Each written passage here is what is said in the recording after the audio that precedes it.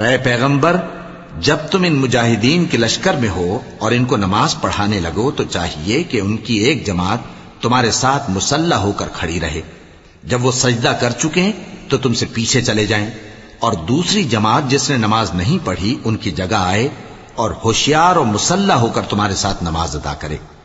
کافر تو چاہتے ہی ہیں کہ تم ذرا اپنے ہتھیاروں اور سامان سے غافل ہو جاؤ کہ تم پر یکبارگی حملہ کر دیں، اور اگر تم بارش کے سبب تکلیف میں ہو یا بیمار ہو تو تم پر کچھ گناہ نہیں کہ ہتھیار اتار رکھو، مگر اپنا بچاؤ ضرور کر رکھو۔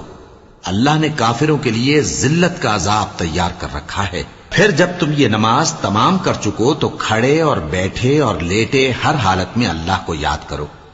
پھر جب تم مطمئن ہو جاؤ تو پورے آداب کے ساتھ نماز پڑھو۔ بے شک نماز کا مومنوں پر اوقات مقررہ میں ادا کرنا فرض ہے۔